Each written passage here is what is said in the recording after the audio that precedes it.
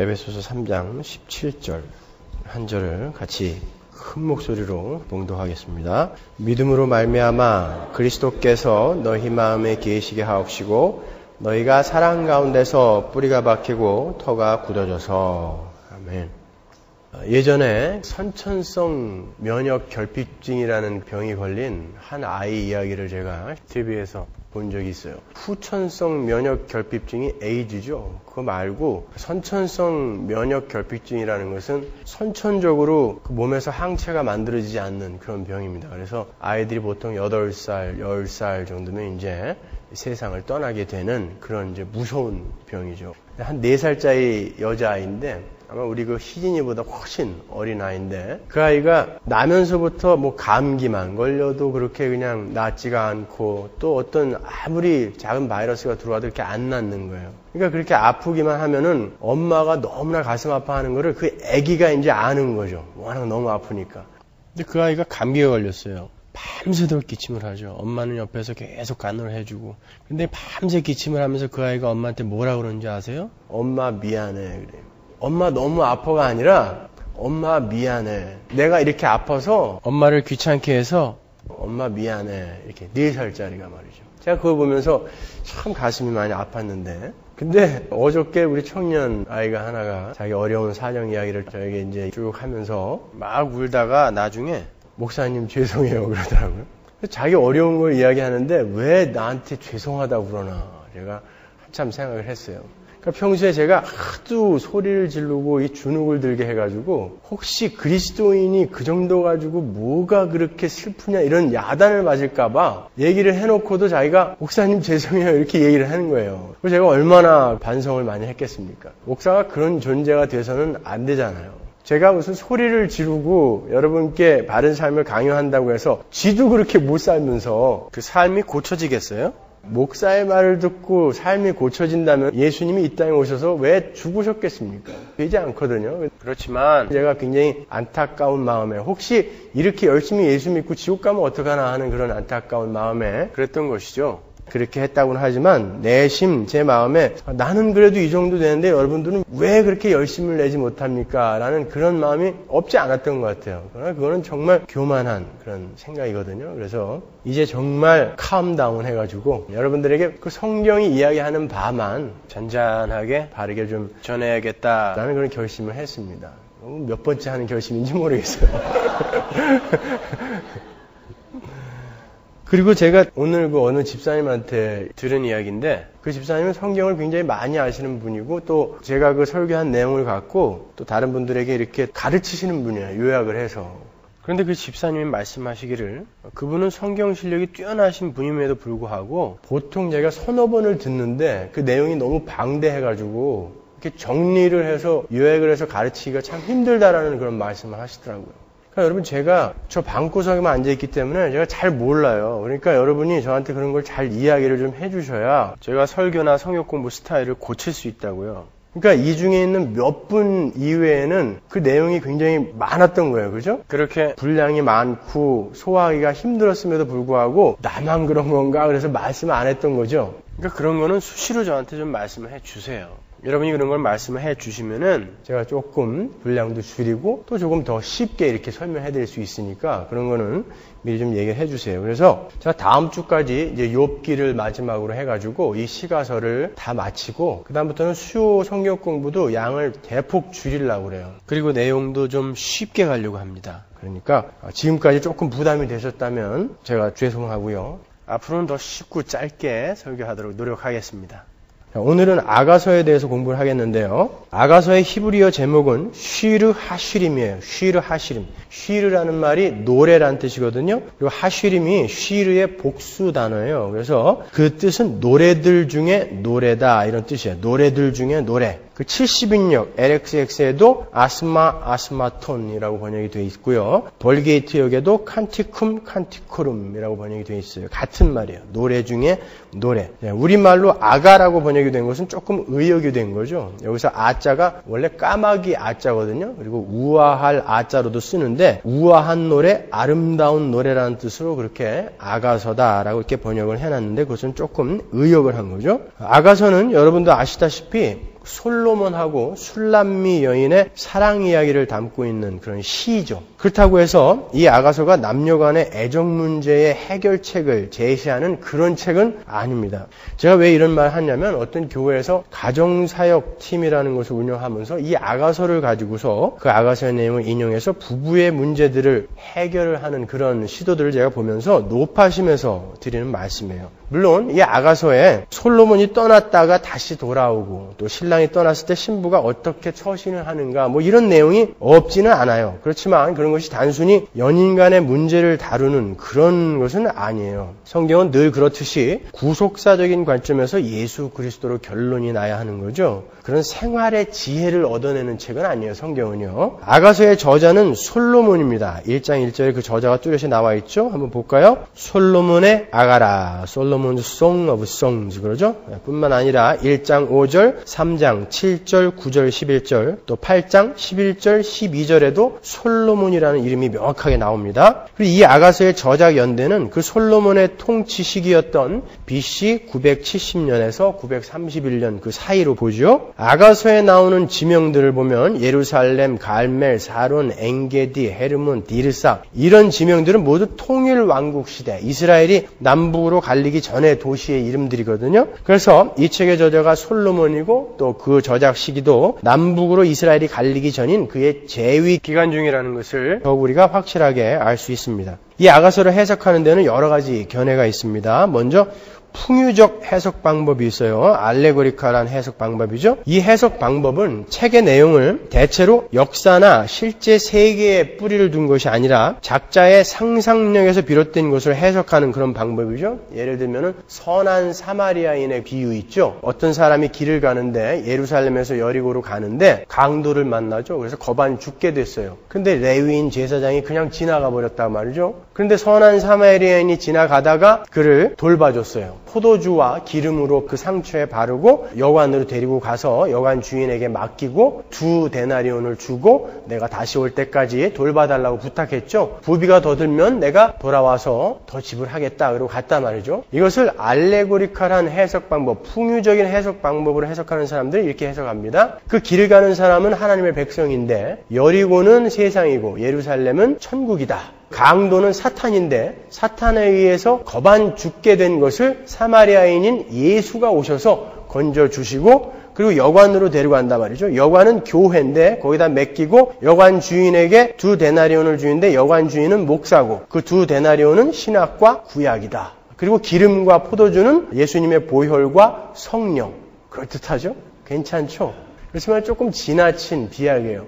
물론 성경 안에는 그렇게 알레고리칼한 해석을 요하는 부분이 분명히 있어요. 많은 비유의 부분을 그렇게 우리가 해석을 하기도 하지만 이 아가서를 풍유적으로 볼 수 없는 것은 거기에 나오는 그 지명이나 그리고 인물이나 사건들이 어떤 문학적 고안물이 아니라 실제적인 것들이에요. 그래서 풍유적으로만은 풀 수 없는 거란 말이죠. 이 풍유적으로 푸는 것은 대체로 역사나 실제 세계에 뿌리를 둔 것이 아닌 그냥 작자의 상상력에서 비롯된 것으로 해석을 하는 방법이라고 그랬잖아요. 근데 아가서는 그러한 실제적인 것들이 등장한단 말이죠. 그 두 번째가 극적 해석 방법이라는 거예요. 드라마틱한 해석 방법이 있는데 아가서를 한편의 희곡으로 보는 거예요. 그렇지만 이 아가서는 희곡이 가져야 할 여러 가지 요소를 많이 빠뜨리고 있기 때문에 지금은 그렇게 지지를 받지 못하죠. 세 번째 해석 방법이 제의적인 해석 방법이다라고 합니다. 그래서 cultic mythological 해석 방법이라고 그러는데 이 해석 방법은 고대 근동의 신화를 바탕으로 해서 아가서가 기록되었다라고 그렇게 주장하는 거죠. 그래서 이 아가서는 여사제로 변신한 어떤 여신과 왕과의 혼인 이야기인데 그 혼인을 축하하는 노래다라고 이렇게 해석을 하는 거예요. 이 모든 것들이 전부 유명한 신학자들에 의해서 주장이 된 것들이에요, 여러분. 네 번째가 예표론적 해석 방법이에요. 타이폴로지컬 해석 방법이라고 그러죠. 이 해석 방법은 풍유적인 해석 방법과 아주 비슷하긴 하지만 달라요. 풍유적 해석 방법은 역사성이나 사실성을 완전히 무시하는 거라고 그랬어요. 그리고 거기에 감추어진 영적인 의미에 초점을 맞추는 것이 풍유적인 해석 방법이라면 이 예표론적인 해석 방법, 타이폴로지컬 해석 방법은 구약 성경의 본문 설명 자체를 실제적이고 역사적인 것으로 받아들이면서도 그 본문 속에서 신약 성경의 어떤 사건이나 가르침에 대한 예표론적, 모형적 연관성을 발견하는 것을 우리가 타이폴로지컬 해석 방법이다 그래요. 그러니까 이 아가서는 이 예표론적 해석 방법에 따르면 솔로몬은 만왕의 왕이신 예수 그리스도를 예표하는 것이고 또 술람미 여인은 예수 그리스도의 신부인 교회를 예표한다. 이렇게 해석을 할 수 있는 거예요. 제가 보기엔 바로 이 예표론적 해석 방법이 이 아가서를 푸는데 가장 적합한 방법입니다. 솔로몬과 술람미 여인의 사랑 이야기를 원어적으로 이렇게 풀어보면요, 조금 더 그 해석을 지지할 수 있는 근거가 나오죠. 술람미 여인에서 술람미라는 말은 솔로몬이라는 단어의 여성명사라고 했어요, 제가. 그러니까 술람미는 솔로몬의 이름을 가진 여인이라는 뜻이고, 그러니까 솔로몬과 술람미 여인의 사랑 이야기라는 것은 왕의 아들이신 예수님과 솔로몬으로 예표된 예수님과 예수님의 이름을 소유한 교회와의 사랑 이야기를 노래하는 것이다. 이렇게 해석할 수 있는 거죠. 그 신랑과 신부와의 깊고 깊은 사랑의 이야기를 촉각과 후각과 청각, 미각 모든 오감을 다 동원해서 표현을 해놓은 것이 바로 아가서예요. 그러니까 결국 복음이죠. 아가서에서 가장 많이 나오는 단어가 뭡니까, 여러분? 사랑이에요. 사랑. 그리고 두 번째가 신부라는 말이에요. 신부. 세 번째가 혼인이라는 말입니다. 그러니까 이 아가서는 신랑이신 예수 그리스도와 신부인 교회의 혼인 언약에 대한 내용이에요. 그 둘의 사랑의 내용으로 가득 차 있죠. 이 아가서를 읽다 보면 하나님께서 얼마나 우리를 살갑게 사랑하시는지를 확연히 알 수 있어요. 정말 몸둘 바를 모를 정도로 하나님이 우리에 대해서 사랑의 표현을, 애정의 표현을 하고 계십니다. 이스라엘 사람들이 이 아가서를 어떤 절기 때 읽었는지 아시면 조금 더 이해가 쉬워질 거예요. 이스라엘은 절기를 철저하게 지키죠. 그래서 예수님도 아주 절기를 철저하게 지키셨는데 그 이스라엘의 절기마다 낭독을 하는 책들이 다 달라요. 그래서 오순절에는 룻기를 읽습니다. 그리고 초막절에는 전도서를 읽어요. 그러니까 허무한 이 세상의 장막을 의지하지 말고 참 초막 되신 그 하나님을 의지하자. 그런 의미에서 전도서를 읽는 것 같아요. 그리고 부림절에는 당연히 에스더서를 읽죠. 그리고 성전이 멸망한 날에는 예레미야, 애가를 읽습니다. 근데 이 아가서는 언제 읽는 줄 아세요? 6월절에 읽어요. 이 아가서는요. 그러니까 이스라엘 백성들은 이 아가서를 이해하기를 이스라엘이 어린 양의 피로 출애굽을 한 이후에 그게 6월절이잖아요. 그 이후에 시내산에서 하나님이 이스라엘과 언약을 맺으시는 그 언약의 관점에서 이 아가서를 해석을 한다는 거예요. 그래서 6월절에 이 아가서를 읽는 것입니다. 그저 죄만 짓고 있던 이스라엘을 하나님께서 찾아가셔서 그들과 혼인을 맺으시는 구속사의 이야기가 아가서에서 솔로몬이 술람미 여인을 찾아가서 혼인을 맺는 것으로 나타나는 거예요. 자, 그러면 이 아가서의 구조를 간략하게 살펴보면서 전체적인 설명을 해드리겠습니다. 이 아가서의 구조는 카이즘 구조예요. 제가 여러 번 설명해드렸는데 카이즘 구조가 뭐죠? 히브리 사람들의 문학 양식에서 자주 쓰이는 거죠. 계시록도 그렇게 쓰여 있고 이 가운데에 어떤 핵심되고 주제가 되는 것들을 딱 갖다 넣어놓고 A, B, C, D 이렇게 설명해 오는 거예요. 그리고 이 핵심적인 것을 거쳐서 다시 C, B, A 이렇게 설명을 해 나가는 거예요. 그래서 아가서도 총 7부분으로 나눌 수 있는데 그 중에 4번째가 핵심이에요. 혼인의 부분. 그리고 첫 번째, 두 번째, 세 번째가 쭉 이렇게 점층적으로 설명이 되면서 이 4번째를 거쳐서 다시 또 이쪽으로 이렇게 가게 된다고요. 구조를 보시면 여러분이 금방 아실 수 있어요. 그리고 집에 가셔서 꼭 아가서를 한번 읽으셔야 됩니다. 8장밖에 안 돼요. 제가 오늘 새벽에 와서 2번 읽었는데 30분이 채 안 걸렸어요. 그러니까 여러분 15분만 할애하시면 한번 읽으실 수 있어요. 들으시고 가서 꼭 아가서를 한번 읽으셔야 됩니다. 자, 아가서 1장 1절에서 2장 7절까지가 첫 번째 부분인데 거기가 서문이에요. 왕의 사랑에 대해서 기록이 되어 있어요. 왕이 그 여인을 얼마나 사랑하는가 왕의 고백이 적혀 있습니다. 그리고 두 번째 부분이 2장 8절에서 17절까지인데 사랑하는 신부를 찾아서 이제 왕이 방문을 하는 그런 부분이에요. 그리고 세 번째 부분이 3장 1절에서 5절까지인데 그 와중에 이제 밤이 찾아와요. 그리고 그 여인이 꿈을 꾸는데 하나됨에서 분리가 되는 악몽을 꿉니다. 솔로몬이 떠나가요. 아가서 3장 1절 볼까요? 내가 밤에 침상에서 마음에 사랑하는 자를 찾았구나. 찾아도 발견치 못하였구나. 이에 내가 일어나서 성중으로 돌아다니며 마음에 사랑하는 자를 거리에서나 큰 길에서나 찾으리라 하고 찾으나 만나지 못하였구나. 이게 여자가 하는 말이에요. 개역 성경에는 누가 이야기를 해놨는지 화자가 적혀 있지 않아요. 그죠? 표준 세번역 성경을 보면 여러분 자세히 나와 있어요. 여자, 남자, 그리고 코러스도 등장해요. 가끔. 근데 개역 성경에는 그게 전혀 안 나와 있으니까 이게 남자가 얘기한 건지 여자가 얘기한 건지 전혀 몰라요. 그리고 예루살렘 여자들 그 코러스가 얘기한 건지 전혀 모른단 말이죠. 그러니까 표준 세번역이 같이 붙어 있는 성경을 꼭 사세요. 그래서 같이 이렇게 대조해서 읽어보시면 훨씬 이해가 쉽습니다. 그리고 네 번째 부분이 3장 6절에서 5장 1절까지예요. 이게 아가서의 클라이막스 부분이라 할 수 있는 부분이거든요. 이제 사랑 안에서 완전히 하나가 되는 혼인을 하는 모습이 나오는 거예요. 하나됨에 대한 갈망이 현실로 이루어지는 거예요. 3장 6절에서 11절까지가 솔로몬 왕이 혼인 준비하는 모습에 대해서 그려지고 있고 4장 1절에서 15절까지는 혼인을 준비하고 있는 술람미 여인의 단장하는 모습이 나와요. 그리고 4장 16절에서 5장 1절까지는 이제 혼인을 하는 모습이 나오죠. 5장 1절을 한번 읽어볼까요? 나의 누이, 나의 신부야, 내가 내 동산에 들어와서, 이런 단어를 잘 기억해 두세요. 동산이라는 단어 같은 거. 나의 모략과 향재료를 거두고 나의 꿀송이와 꿀을 먹고 내 포도주와 내 젖을 마셨으니 나의 친구들아 먹으라, 나의 사랑하는 사람들아 마시고 많이 마셔라. 혼인잔치가 일어나는 거예요. 그런데 신부가 또 악몽을 꿔요. 혼인을 한 이후인데 또 신랑이 떠나갑니다. 그게 이제 5번째 부분이에요. 그게 5장 2절에서 7장 10절까지의 부분입니다. 이 부분은 이제 3번째 부분과 연결이 되는 거예요. 3번째 부분에서 어떻게 됐죠? 2번째에서 왕이 왔다가 3번째 부분에서 떠나가는 꿈을 꾸죠. 그리고 4번째에서 혼인을 한단 말이에요. 그러면 여기까지 왔으면 이제 다시 일로 가야죠. 그러니까 이 3번째하고 이 5번째가 이렇게 맞물려야 되잖아요. 그러니까 왕이 또 떠나는 모습이 나온단 말이죠. 그리고 6번째 부분이 이제 7장 11절에서 8장 4절이에요. 이게 6번째 부분인데 거기서는 이제 다시 왕이 찾아와요. 이건 2번째 부분하고 또 연결이 되는 거죠.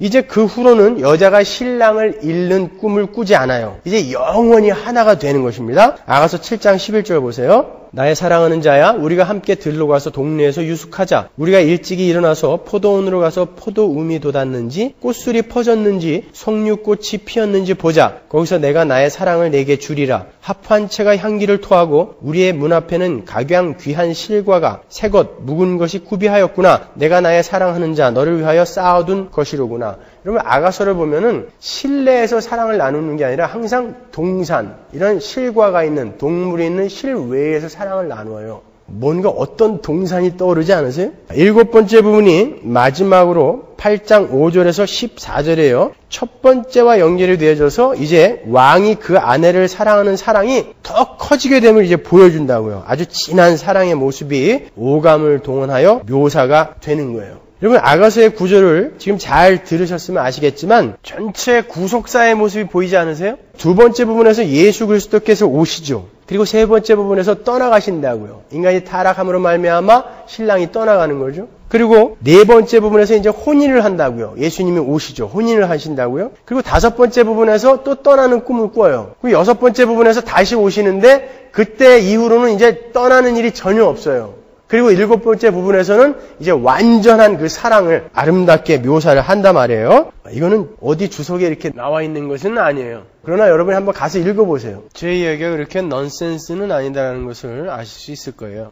보면요, 초림과 재림 그리고 영화까지 이렇게 설명하고 있는 것을 볼 수 있어요. 아가서에서요. 그런데 5번째 부분이 조금 석연찮죠? 혼인 이후에도 신랑이 떠나가는 그런 꿈을 꾼단 말이죠.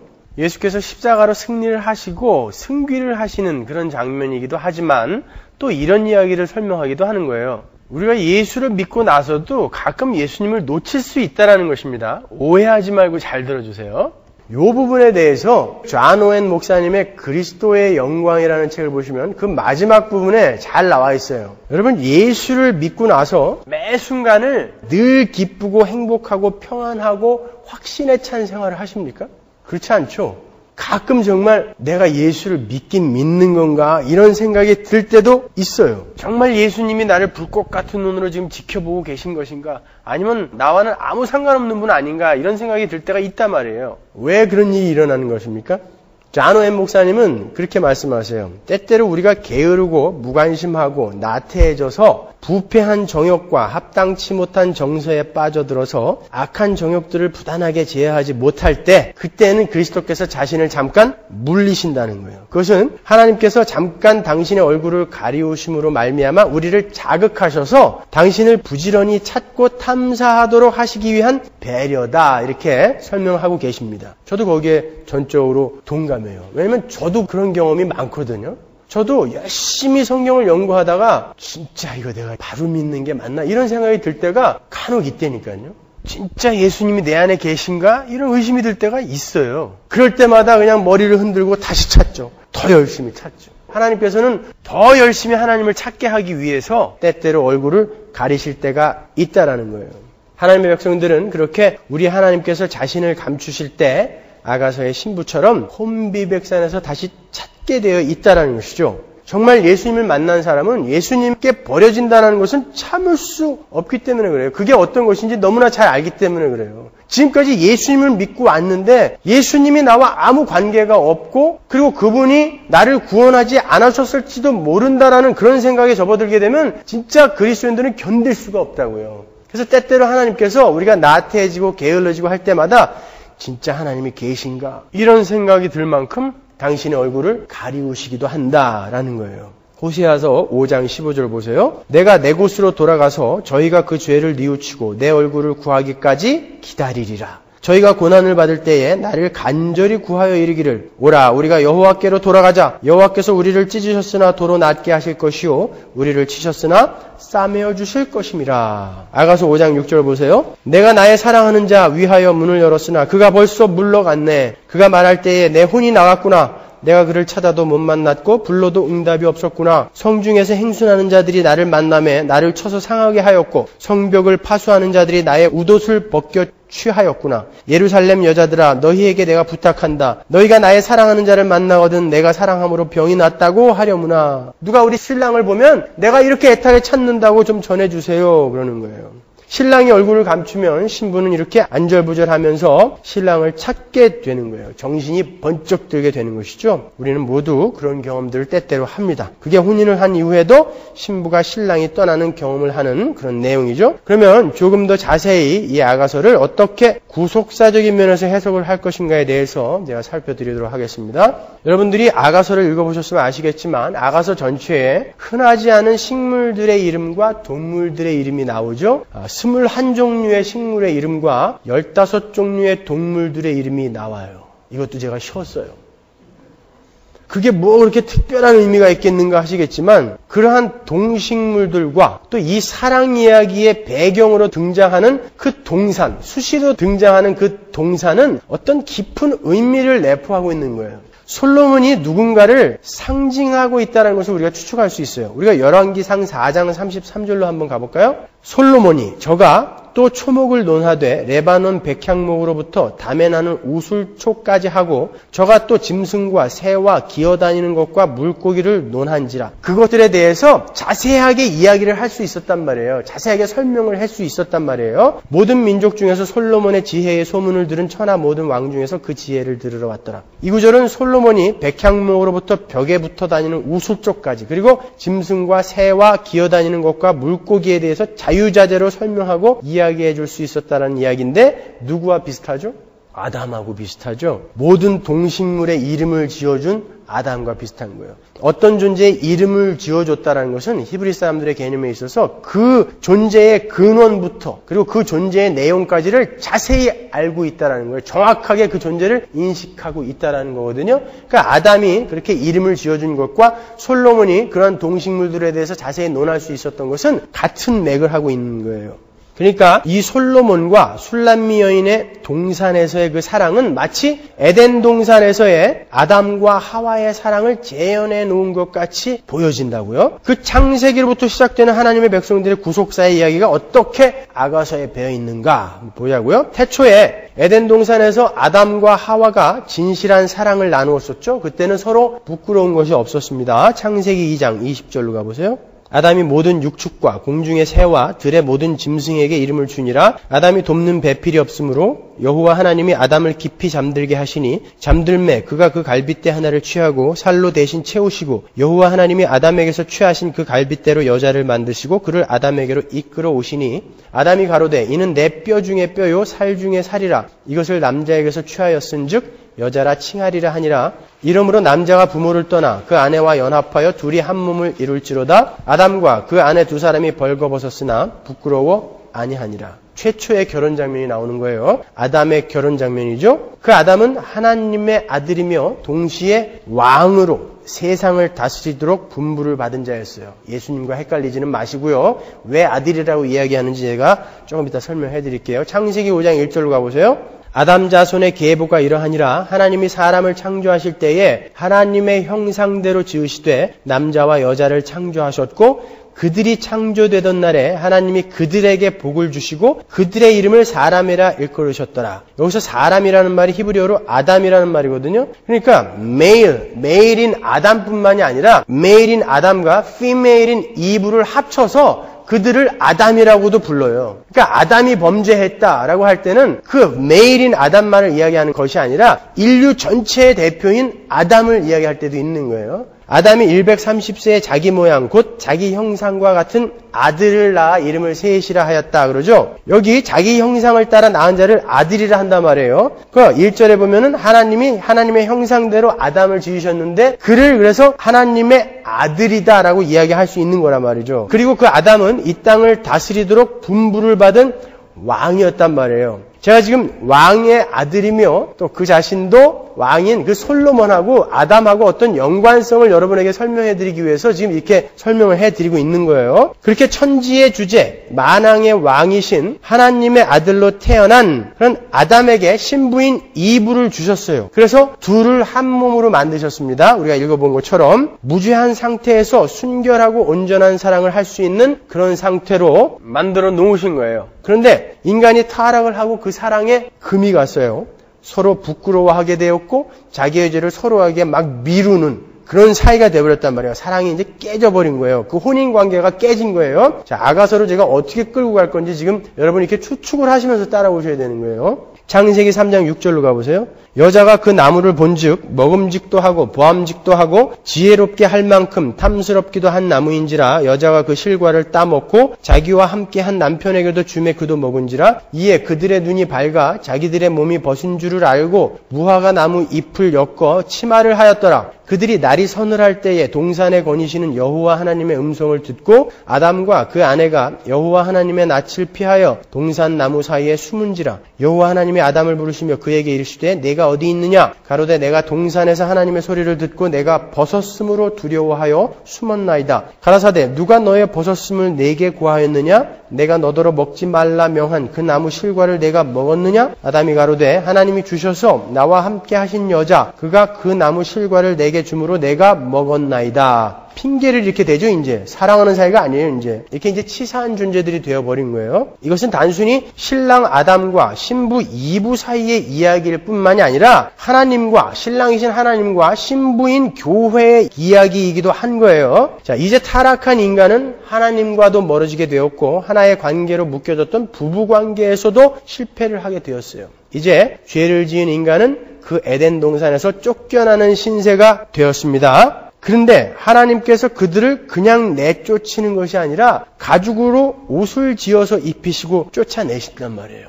그는 그들의 수치를 가리기 위한 것이었죠. 그래서 하나님께서 그 부끄러움을 가려서 그 타락한 관계를 회복시켜 주시겠다라는 언약을 암시하는 거예요.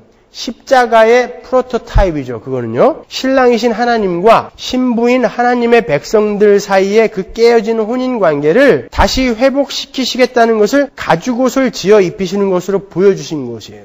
그 하나님의 고집스러운 열심이 계속해서 성경 전체에 묘사되고 있어요. 그 가죽옷이 어떻게 구속사와 연결이 되어서 요한계시록의 세마포까지 가는지 한번 보자고 말이에요. 하나님께서 가죽옷을 지어서 타락한 인간의 부끄러움을 덮으셨다라는 것은 이스라엘의 혼인 예식으로 연결이 됩니다. 이스라엘에서 결혼이 어떻게 이루어지냐 하면은 신랑이 자신의 옷자락으로 신부를 덮는 것으로 결혼이 완성이 돼요.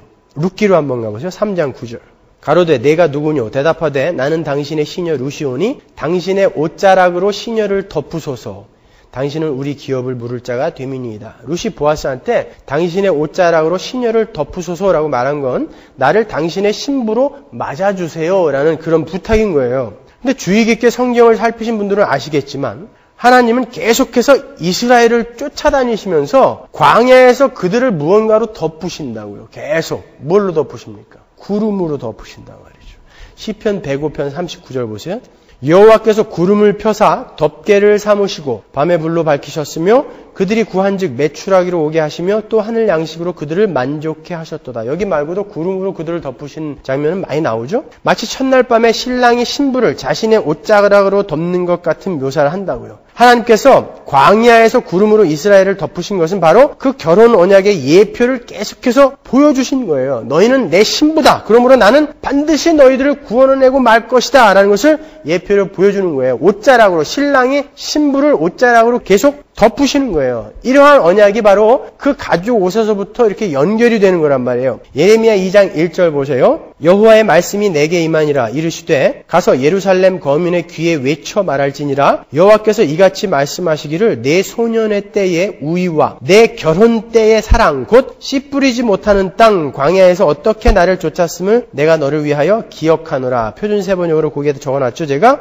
너는 가서 예루살렘 사람들이 들을 수 있게 이렇게 외쳐라. 나 주가 이렇게 말한다. 내가 젊은 시절에 얼마나 나에게 진실하였는지 내가 신부 시절에 얼마나 나를 사랑하였는지 저 광야에서 씨 뿌린 것이 없는 땅에서 내가 나를 어떻게 따랐는지 내가 잘 기억하고 있다. 자, 하나님께서 예레미야를 통해서 이스라엘을 회복시킬 것을 예언하시는데요. 이스라엘이 과거 결혼 때에 신부 시절에 한 그 사랑을 잊을 수 없다 이렇게 말씀하신다고요. 그게 언제입니까? 과거에 언제 결혼했다라는 거예요? 출애굽을 하고 광야에서 시내산에서 하나님이 이스라엘과 언약을 맺으시죠. 그때를 이야기하는 거예요. 그때를 결혼의 때다 이렇게 이야기하는 거예요. 하나님은 그 언약을 반드시 지켜내시겠다라는 것을 구름으로 그 신부를 이스라엘을 계속 덮으심으로 예표하고 계시는 거예요. 그 신부를 덮는 그 신랑의 옷자락은 카나프라는 단어거든요. 그 카나프는 사실은 옷의 끝이에요. 제가 그 예수님의 옷자락을 만진 혈루병 들린 여자 설명해드릴 때 제가 설명해드렸는데 옷의 끝이라는 뜻이거든요. 근데 정확한 그 단어의 뜻은 날개라는 뜻이에요. 원래 날개.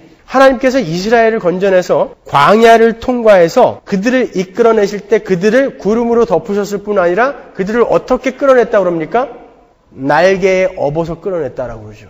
그러니까 연결을 잘 시키세요, 여러분. 성경은 이렇게 여러 단어를 썼을 뿐이지 그냥 하나를 이야기하고 있는 거예요. 날개, 구름, 옷자락 이건 다 같은 거란 말이에요. 출애굽기 19장 4절 보세요. 나의 애굽 사람에게 어떻게 행하였음과 내가 어떻게 독수리 날개로 너희를 업어 내게로 인도하였음을 너희가 보았느니라 그러죠. 신명기 32장 11절 보세요. 마치 독수리가 그 보금자리를 어지럽게 하며 그 새끼 위에 너풀거리며 그 날개를 펴서 새끼를 받으며 그 날개 위에 그것을 엎는 것 같이 그러죠. 누가복음 13장 34절로 가보세요. 예루살렘아 예루살렘아 선지자들을 죽이고 내게 파송된 자들을 돌로 치는 자여 암탉이 제 새끼를 날개 아래 모음같이 여기도 날개가 나오죠. 날개 아래 모음같이 구름으로 덮음같이 같은 말이란 말이에요. 이런 표현들이 바로 신랑이 옷자락으로 신부를 덮는다는 표현과 같은 표현인 거예요. 그러니까 성경은요, 신랑이신 하나님께서 그의 신부와 이제는 다시는 깨어지지 않는 그리고 영원히 깨어지지 않는 혼인 언약을 하시겠다는 그런 고집스러운 집념과 계획과 그 실행을 전편에 걸쳐서 설명하고 있는 게 성경이에요. 그게 바로 복음이라고요. 아가서도 바로 그 이야기를 하고 있는 거예요. 신랑이 신부를 옷자락으로 덮어서 영원히 끊어지지 않는 사랑으로 인도하는 것을 내용을 하고 있는 것. 그 복음이라고요. 아가서도요. 이런 구절들을 보시면 좀 더 확실해지죠. 아가서 2장 16절 보세요. 나의 사랑하는 자는 내게 속하였고 나는 그에게 속하였구나. 그가 백합화 가운데서 양떼를 먹이는구나. 어디서 많이 듣던 소리예요. 그죠? 아가서 6장 3절 보세요. 나는 나의 사랑하는 자에게 속하였고 나의 사랑하는 자는 내게 속하였다. 그가 백합화 가운데서 그 양떼를 먹이는구나. 아가서 7장 10절 보세요. 나는 나의 사랑하는 자에게 속하였구나. 그가 나를 사모하는구나. 어디서 들어본 얘기입니까? 나는 너의 하나님이 되고 너는 나의 백성이 될 것이다. 라는 하나님의 언약의 내용이 아가서 전체에 이어지고 있는 거예요. 예레미야 11장 4절 보세요. 이 언약은 내가 너희 열조를 쇠풀무 애굽 땅에서 이끌어내던 날에 그들에게 명한 것이라. 곧 내가 이르기를 너희는 나의 목소리를 청종하고 나의 모든 명령을 조차 행하라. 그리하면 너희는 내 백성이 되겠고 나는 너희 하나님이 되리라. 이 이야기죠. 에스겔서 11장 20절 보세요. 내 율례를 조치며 내 규례를 지켜 행하게 하리니 그들은 내 백성이 되고 나는 그들의 하나님이 되리라. 스가랴서 8장 7절 가보세요. 만군의 여호와가 말하노라. 내가 내 백성을 동방에서부터 서방에서부터 구원하여 내고 인도하여다가 예루살렘 가운데 거하게 하리니 그들은 내 백성이 되고 나는 성실과 정의로 그들의 하나님이 되리라. 히브리서 8장 10절로 가보세요. 또 주께서 가라사대 그날 후에 내가 이스라엘 집으로 세울 언약이 이것이니 내 법을 저희 생각에 두고 저희 마음에 이것을 기록하리라. 나는 저희에게 하나님이 되고 저희는 내게 백성이 되리라. 이 언약이 아가서 전체에 흐르고 있는 거예요. 그러니까 언약의 관점으로 풀어야 되는 거예요. 아가서는요. 요한복음 17장 20절에 보면 어떻게 하나님의 언약이 성취가 되는지가 나와요. 내가 비옵는 것은 이 사람들만 위함이 아니요 또 저희 말을 인하여 나를 믿는 사람들도 위함이니 아버지께서 내 안에 내가 아버지 안에 있는 것 같이 저희도 다 하나가 되어 우리 안에 있게 하사 세상으로 아버지께서 나를 보내신 것을 믿게 하옵소서. 예수님의 기도 중에 지금 아가서에 있는 내용이 그대로 나오고 있죠. 내게 주신 영광을 내가 저희에게 주었사오니 이는 우리가 하나가 된 것 같이 저희도 하나가 되게 하려 함이니이다. 곧 내가 저희 안에 아버지께서 내 안에 계셔 저희로 온전함을 이루어 하나가 되게 하려 함은 아버지께서 나를 보내신 것과 또 나를 사랑하심 같이 저희도 사랑하신 것을 세상으로 알게 하려 함이로소이다. 아버지여 내게 주신 자도 나 있는 곳에 나와 함께 있어 아버지께서 창세전부터 나를 사랑하심으로 내게 주신 나의 영광을 저희로 보게 하시기를 원하옵나이다. 의로우신 아버지여 세상이 아버지를 알지 못하여도 나는 아버지를 알았sap고 저희도 아버지께서 나를 보내신 줄 알았sap나이다. 내가 아버지의 이름을 저희에게 알게 하였고 또 알게 하리니 이는 나를 사랑하신 사랑이 저희 안에 있고 나도 저희 안에 있게 하려 함이니이다. 나는 신랑에게 속해 있고 신랑도 나에게 속해 있고 이런 말이란 말이에요. 아가서에 표현된 그 말이 바로 이 내용이란 말이에요. 그 신랑이 신부에게 속하고 신부가 신랑에게 속하게 하기 위해서 예수님이 무엇을 하시겠다라는 거예요. 지금 이 기도에서. 그렇게 하기 위해서 아버지가 내 안에 내가 아버지 안에 있는 것처럼 그들이 내 안에 내가 그들 안에 있게 하겠다. 무엇으로? 십자가로.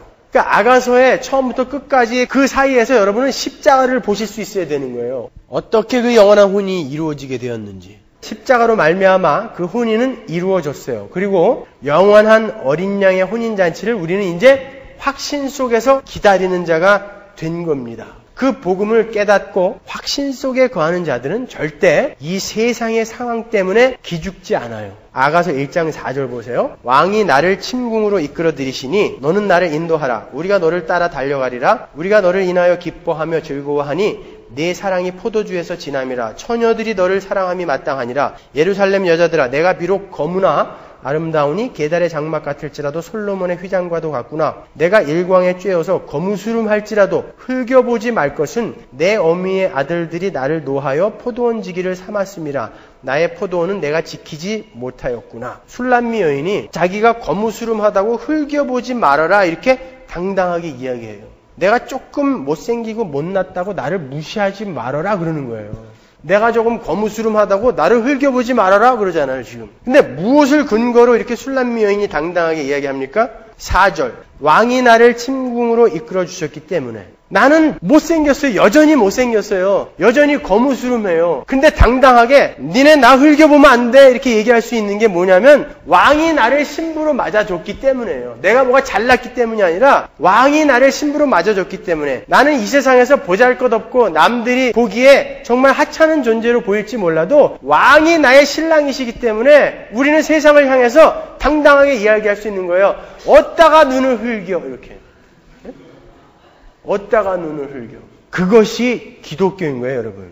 내가 훌륭한 위인이 되어서 하나님을 감동시키는 게 아니라 우리의 약함이 하나님으로 말미암아 오히려 아름답게 승화되는 것, 그것이 기독교예요. 하나님이 우리의 신랑이 되어주신다고 하셨기 때문에. 그것도 내가 원하지도 않았는데 신랑이 먼저 찾아오셔서 문을 두들겼어요. 너는 내 신부가 돼줘야 돼. 아니에요. 저는 자격이 없어요. 이렇게 못생겼고 이렇게 못났고 여전히 추악한 존재예요. 그런데 그 신랑이 막무가내요. 그래도 문 열어. 이게 아가서란 말이에요.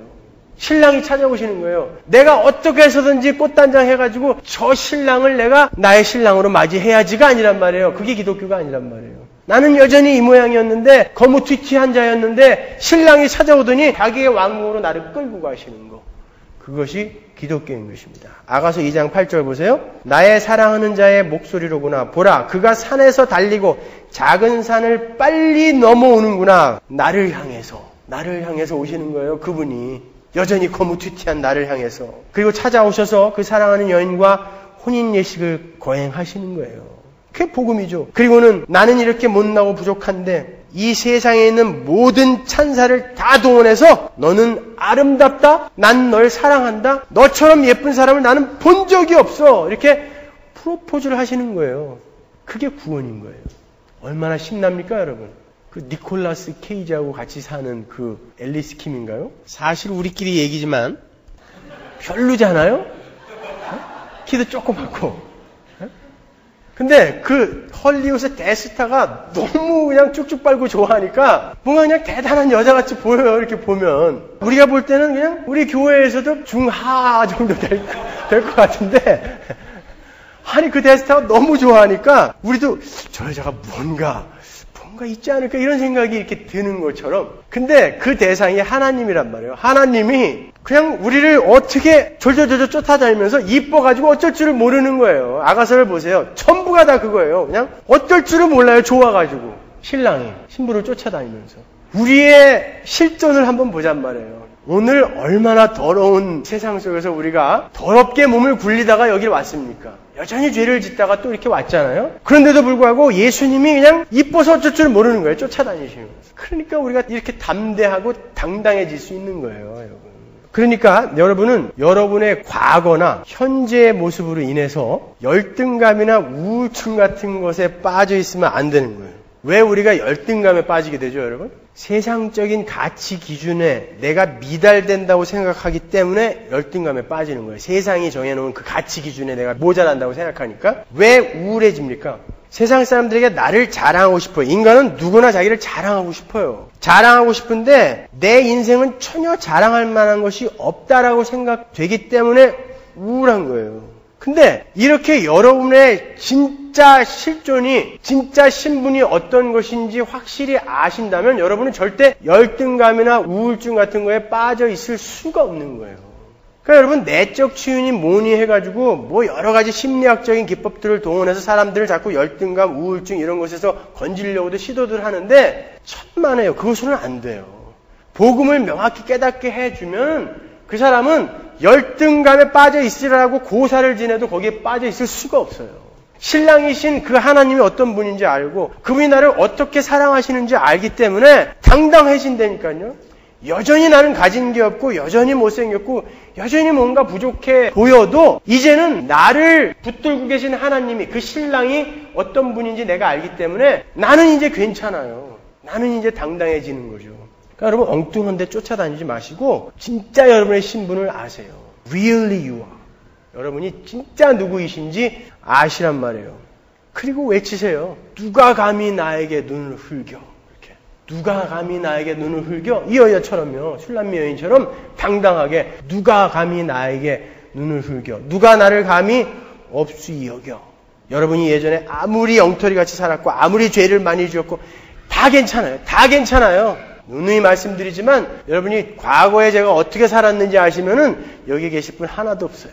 그러니까 걱정하지 마시고 그런 건 아무 상관없어요. 하나님은 절대 그거 보지 않으세요.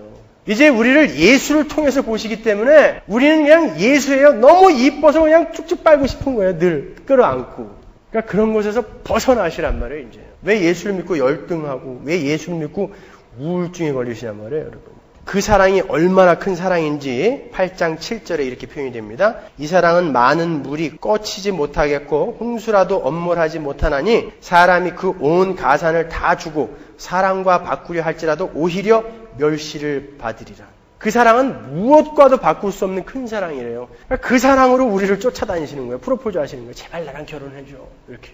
그게 하나님의 사랑이에요. 그게. 이런 사랑으로 우리에게 쏟아 부어주고 계신 것. 그것이 복음입니다. 그리고 지금도 우리 안에서 우리를 품어 안으시며 이렇게 말씀하시는 거예요. 아가서 1장 15절. 내 사랑아 너는 어여쁘고 어여쁘다. 내 눈이 비둘기 같구나. 나의 사랑하는 자야 너는 어여쁘고 화창하다. 너무 간지럽죠? 비둘기 같대요. 제가 거울을 보면은 제 눈은 독사 같은데 우리 하나님은 저를 볼 때 비둘기 같대요. 이 눈이. 우리를 그렇게 봐주신다고요. 내 사랑아 어여쁜 자야 너는 정말 어여쁘고 어여쁘구나. 네 눈은 어쩌면 그렇게 비둘기 같니? 참 바보 같으세요. 우리 하나님은 참 그렇게 바보같이 우리를 사랑해 주시는 거예요. 그 사랑을 아십니까 여러분? 그 사랑을 아세요? 그 천지 만물의 주인, 그 주인이 우리를 이렇게 사랑하고 계세요. 그 신랑이 나만 이뻐하고 있어요. 나만. 우리 교회만 그렇게 이뻐하고 계세요. 근데 감히 누가 우리를 업신여깁니까 여러분? 당당하십시오. 그리고 담대하십시오. 아가서 4장 1절에서 5절까지는 여러분이 쭉 읽어보시고요. 거기에 보시면 그냥 내 사랑 너는 어여쁘고 어여쁘다. 내 목은 군기를 두려고 건축한 다윗의 망대다. 거기 5절에 보면 거기는 미성년자 관람 불가의 단어들이 있기 때문에 넘어가겠습니다. 8절에 보면 나의 신부야. 9절에 보면 나의 누이 나의 신부야. 네가 내 마음을 빼앗았구나. 10절에 보면 나의 누이 나의 신부야. 네 사랑이 어찌 그리 아름다운지. 내 신부야 내 입술에서는 꿀방울이 떨어지고 내 혀 밑에는 꿀과 젖이 있고 내 의복의 향기는 레바논의 향기 같구나. 이 같은 찬사가 어디 있어요? 이 같은 찬사가 어디 있어요? 우리를 그렇게 봐주신다고요. 농담하시는 거 아니에요 이건요. 우리를 그렇게 취급해 주신다고요. 우리가 우리를 볼 땐 진짜 썩어서 고름이 뚝뚝 떨어지는 것 같은 그런 추하고 더러운 모습인데 우리를 이렇게 예쁘게 봐주시는 신랑이 계신 거예요. 그래서 저는 오늘도 신나는 거예요. 오늘도 거울 보면서 너는 어떻게 여지까지 이 모양이냐? 3번 그랬어요. 오늘도. 거울을 보면 제가 한심해 죽겠어요. 저는 이 안에만 있는데도 그래요. 그러니까 밖에 나가서 실제로 세상과 부딪히는 여러분들은 어떠시겠어요? 이 안에만 있는데도 제 안으로 수많은 죄를 져요. 그래서 거울을 보면서 너는 어쩌면 아직까지도 이 모양이냐? 그런다니까요. 어쩌면 아직까지도 이렇게 추잡해. 근데 하나님은 아니래요. 내 안에서 아니야 무슨 소리야. 어여쁜 자야. 사랑하는 자야. 나의 아름다운 신부야. 이렇게 이야기해 주신단 말이에요. 그게 복음인 것입니다. 그리고 그분이 우리에게 거듭 이렇게 언약을 확인시켜 주시죠. 이사야서 54장 4절 보세요. 두려워 말라 내가 수치를 당치 아니하리라. 놀라지 말라 내가 부끄러움을 보지 아니하리라. 내가 내 청년 때의 수치를 잊겠고 과부 때의 치욕을 다시 기억함이 없으리니 이는 너를 지으신 자는 내 남편이시라. 그 이름은 만군의 여호와시며 내 구속자는 이스라엘의 거룩한 자시라. 온 세상의 하나님이라 칭함을 받으실 것이며 여호와께서 너를 부르시되 마치 버림을 입어 마음에 근심하는 아내 곧 소시의 아내 되었다가 버림을 입은 자에게 함같이 하실 것임이니라. 내 하나님의 말씀이니라. 내가 잠시 너를 버렸으나 큰 긍휼로 너를 모을 것이요 내가 넘치는 진노로 내 얼굴을 내게서 잠시 가리웠으나 영원한 자비로 너를 긍휼히 여기리라. 내 구속자 여호와의 말이니라. 호세아서 2장 19절로 가보시오. 내가 네게 장가들어 영원히 살되 의와 공변됨과 은총과 긍휼히 여김으로 네게 장가들며 진실함으로 네게 장가들리니 내가 여호와를 알리라. 하나님이 이렇게 쫓아다니신다니까요. 나는 내게 장가들 거야. 그러면서 구름으로 계속 덮으시면서 오시는 거예요. 신랑의 옷자라고 신부를 계속 덮으시면서 오시는 거예요. 그 날개 위에 우리를 업어가지고 날리시는 거예요. 그게 창세기의 가죽옷부터 이렇게 계시록까지 가는 거예요. 그게 성경이에요, 여러분. 그렇게 이 아가서가 어린 양의 혼인잔치로 결론지어지는 구속사, 복음의 내용을 극적이고 아름다운 언어로 표현을 해놓은 것입니다. 지금까지 말씀드렸던 그 내용을 에스겔서에서도 이렇게 정리를 해주고 있죠. 에스겔서 16장 6절로 가보세요. 내가 내 곁으로 지나갈 때에 내가 피투성이가 되어 발짓하는 것을 보고 내게 이르기를 너는 피투성이라도 살라. 다시 이르기를 너는 피투성이라도 살라 하고 내가 너로 들의 풀같이 많게 하였더니 내가 크게 자라고 힘이 아름다우며 유방이 뚜렷하고 내 머리털이 자랐으나 내가 오히려 벌거벗은 적신이더라. 뻘거벗은 적신, 창세기 아담과 하와의 모습이죠. 내가 내 곁으로 지나며 보니 내 때가 사랑스러운 때라. 내 옷으로 너를 덮어 벌거벗은 것을 가리우고 내게 맹세하고 언약하여 너로 내게 속하게 하였었느니라. 나 주 여호와의 말이니라. 내가 물로 너를 씻겨서, 아가서에 나오는 단어죠.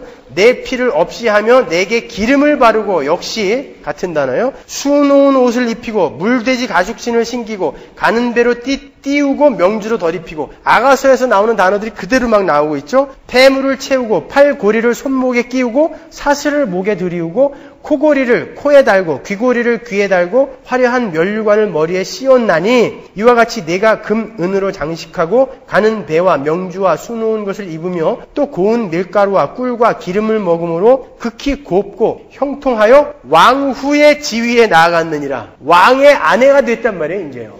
어떠세요? 창세기, 아가서, 에스겔서, 이사야 다 똑같은 얘기하고 있는 거죠. 그렇죠? 고개를 끄덕여주세요. 이 시점에서. 왜 멍하니 계시니까 제가 처음부터 지금 다시 해야 되나 이렇게 당황하게 되잖아요.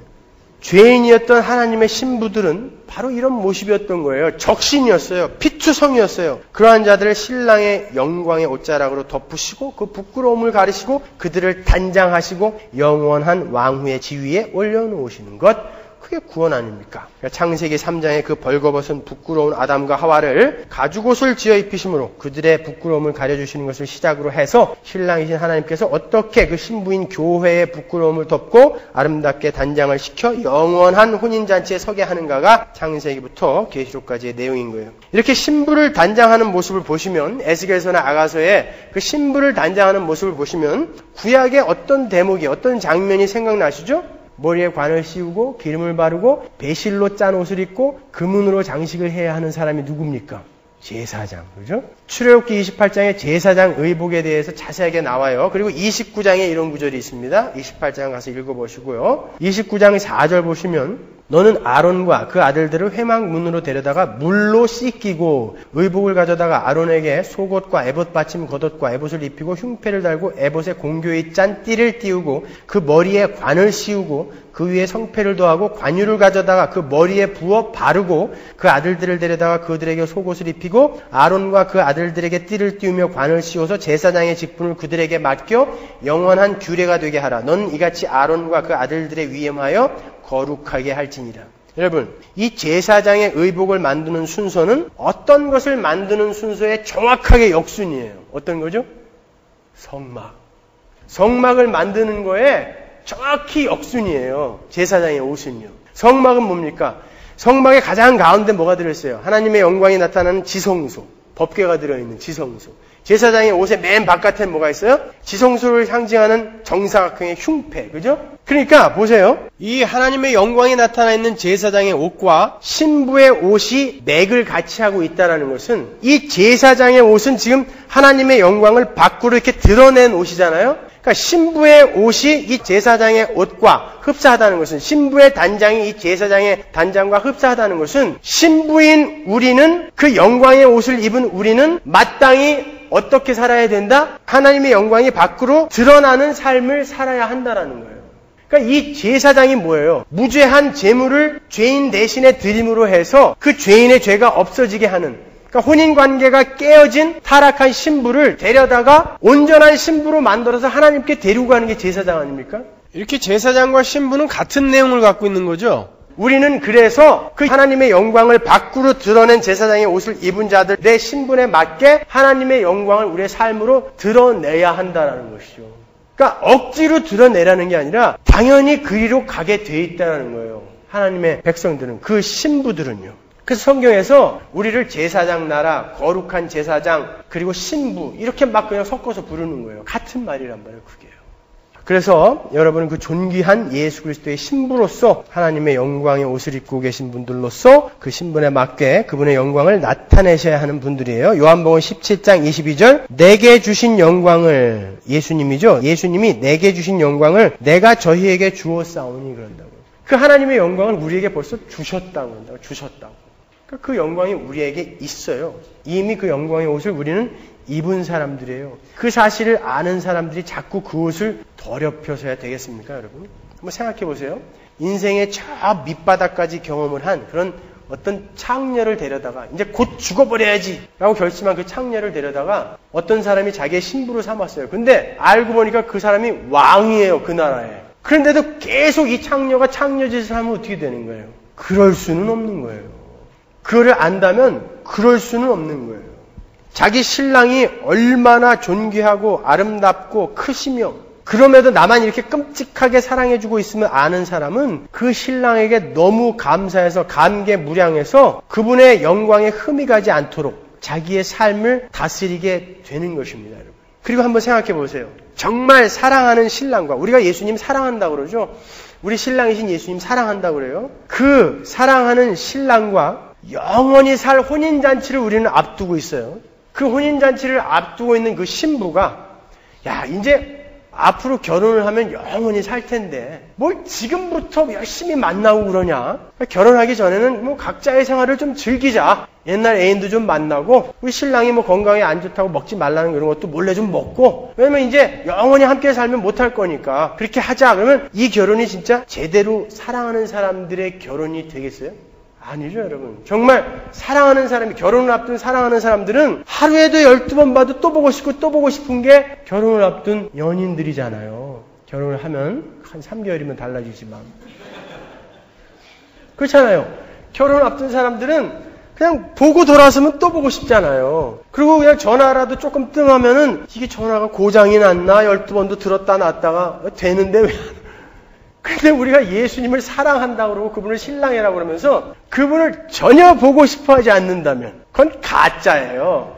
근데 그 예수님, 내 신랑을 어디서 볼 수 있어요? 유일하게 이 땅에서. 성경에서만 볼 수 있어요. 근데 그 신랑을 사랑하고 그 신랑과 영원히 사는 것을 소망하는 사람들이 전혀 신랑을 보고 싶어 하지 않아요.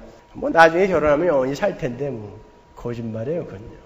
가짜예요. 그건요. 그런 일은 있을 수가 없다라는 거예요. 그런 분은 진짜 그 신랑한테 프로포즈를 받지 못한 사람일 수도 있다는 거예요. 그래서 여러분이 정말 신앙생활에 더 진지해지시라는 게 제 말을 듣고 열심히 노력을 하라라는 건 아니에요. 그거는 또 다른 자기 의가 될 수 있어요. 오히려 그건 나쁜 거죠. 그러니까 여러분 자꾸 자기를 확인해 보시라는 것이지 제 말을 듣고 더 열심을 내서 이거는 아니란 말이에요. 당연히 프로포즈를 받은 사람은 그렇게 되게 돼 있어요. 너무 좋아서요. 결론을 맺겠습니다. 에베소서 5장 22절로 가죠. 아내들이여 자기 남편에게 복종하기를 주께 하듯 하라. 이는 남편이 아내의 머리됨이 그리스도께서 교회의 머리됨과 같음이니 그가 친히 몸의 구주시니라. 그러나 교회가 그리스도에게 하듯 아내들도 범사에 그 남편에게 복종할지니라. 남편들아 아내 사랑하기를 그리스도께서 교회를 사랑하시고 위하여 자신을 주심같이 하라. 이는 곧 물로 씻어 말씀으로 깨끗하게 하사 거룩하게 하시고 자기 앞에 영광스러운 교회로 세우사 티나 주름 잡힌 것이나 이런 것들이 없이 거룩하고 흠이 없게 하려 하심이니라. 이와 같이 남편들도 자기 아내 사랑하기를 제 몸같이 할지니 자기 아내를 사랑하는 자는 자기를 사랑하는 것이라. 누구든지 언제든지 제 육체를 미워하지 않고 오직 양육하여 보호하기를 그리스도께서 교회를 보양함과 같이 하나니 우리는 그 몸의 지체임이니라. 이러므로 사람이 부모를 떠나 그 아내와 합하여 그 둘이 한 육체가 됐으니 다시 창세기로 가는 거예요. 이 비밀이 크도다. 그게 뭔 줄 아냐? 여태까지 내가 창세기부터 아담과 하와를 시작으로 해서 여태까지 설명해 준 게 뭔지 아냐? 교회와 예수 그리스도에 대해서 이야기한 거야 라고 이야기하잖아요. 그러나 너희도 각각 자기의 아내 사랑해를 자기같이 하고 아내도 그 남편을 경외하라. 우리가 지금까지 장시간에 걸쳐 공부한 내용이 다 여기 들어있어요. 우리는 이러한 혼인잔치를 앞두고 있는 자들로서, 아니 영적으로 신분적으로는 이미 혼인을 한 자들로서 우리의 평상의 삶을 잘 다스려야 된다는 거야. 이 에베소서에서는 거기까지 연결을 지금 시키고 있는 거죠. 여러분은 결혼 생활에서도 예수 그리스도와 교회가 어떻게 하나가 되는지를 세상에 잘 보이셔야 하는 거예요. 어떤 사람이 부부라는 것을 정의를 하기를 부부는 전생에 왼수가 만난 것이다 이렇게 정의를 했다고 그러는데 결혼하신 분들은 이해가 조금 가시죠? 그러니까 결혼 생활은 그만큼 힘들다라는 거예요. 그렇지만 그리스도인들은요 그 안에서 예수가 교회를 사랑하듯이 신랑이 신부를 그렇게 그냥 쭉쭉 빨며 사랑하듯이 신부가 신랑을 쫓아서 잠시라도 없어지면 그냥 찾아 헤매듯이 그렇게 사랑하는 모습을 나를 희생하며 상대방을 사랑하는 모습을 세상에 보여주면서 사셔야 되는 거예요. 예전에 박영선 목사님이 설교에서 그런 예를 한번 드시더라고요. 러시아에서 어떤 사람이 결혼을 했는데 100년을 넘게 해로를 했대요. 그래가지고 인터뷰를 갔대요, 기자들이. 그래서 어떻게 이렇게 건강하게 오래 사실 수 있었습니까? 그랬더니 그 할아버지가 그러더래요. 결혼을 하고서 너무 부부싸움을 많이 해갖고 자기들이 약속을 했대요. 우리가 싸움을 하고 나서 먼저 내가 잘못했다라고 생각되는 사람이 한 바퀴씩 산책을 하고 오기로 하자. 그 후로 100년 동안 매일같이 산책했대요, 할아버지가. 그래서 이렇게 오래 살게 됐다는 거예요, 자기는요. 하루도 안 빼놓고 매일 싸웠다는 거죠, 그러니까. 그럼에도 불구하고 그래 내 잘못이야 하고 간 사람은 그런 유익이라도 있는 거예요. 조금 이해가 유치하긴 하지만 부부는 그런 것들을 보여주면서 사는 거예요. 이 땅에서. 그래서 여러분 그리스도인이 예수를 믿지 않는 자들과 결혼하는 것은 사실은 언어도단인 거예요. 그러면 결혼해서 전도하면 되죠. 한번 여러분 신앙의 선배들한테 물어보세요. 그게 쉬운가? 힘들어요. 여러분 자꾸 우리가 무슨 선교니 전도니 이런 것을 자꾸 우리의 1차적인 사명으로 생각한다고요. 그렇지 않아요. 1차적인 사명은 우리가 우리의 삶 속에서 하나님의 영광을 드러내는 거예요. 아주 예수 잘 믿는 부부들이 만나가지고요. 하나님의 영광을 잘 드러내다 보면 전도도 되고 선교도 되고 그러한 2차적인 사명이 저절로 이루어지게 되는 거예요. 그러니까 1차적인 사명은 두 부부가 열심히 하나님의 영광을 나타내면서 사는 거예요. 그러니까 예수 잘 믿는 분들하고 결혼하세요. 우리 청년들은. 삶의 우선순위를 여러분 바로 잡으셔야 됩니다. 그리고 교회의 1차적인 사명도 올바른 말씀과 또 성례와 치리를 엄격히 거행해서 하나님의 백성들을 점도 없고 흠도 없는 하나님의 신부로 만들어내는 거예요. 그게 1차적인 목적이에요. 다른 거 없어요. 고린도후서 11장 2절 보세요. 내가 하나님의 열심으로 너희를 위하여 열심을 내노니 내가 너희를 정결한 처녀로 한 남편인 그리스도께 드리려고 중매함이로다. 교회가 이 땅에서 뭐 하는 거예요? 서로에 대해서 우리는 정결한 처녀로 만들어서 예수 그리스도께 이렇게 신부로 소개하는 거예요. 교회는 그 일을 하는 거예요. 무슨 일하는 거 아니에요. 거듭거듭 말씀드리지만. 여러분 헌금으로 건물을 세우고 구제를 하고 하는 거. 그런 거 하는 걸 큰일이라고 생각하는데 교회의 목표는 하나님의 백성이죠. 사람이에요. 그러니까 이런 걸 한번 생각해 보세요. 헌금을 걷어다가 어떤 사람이 도박장에 가서 다 잃었다고 쳐봐요. 재정을 맡은 사람이. 그러므로 말미암아 이 사람이 이 도박으로 돈을 다 잃고 나서 나는 진짜 죄인이구나. 나는 어쩔 수 없는 자구나. 라는 것을 깨달았다고 쳐봐요. 그러면 그 헌금은 제대로 잘 쓰인 거예요. 교회의 목표가 어디냔 말이에요. 목표가. 하나님의 백성을 신부로 만드는 게 목표란 말이죠. 교회의 다른 일들도 마찬가지예요. 이것으로 말미암아 어떤 사람이 내가 얼마나 죄인인 줄 알고 하나님의 백성들은 이렇게 영광스러운 것인 줄 배우고 그러면 성공이에요. 그게요.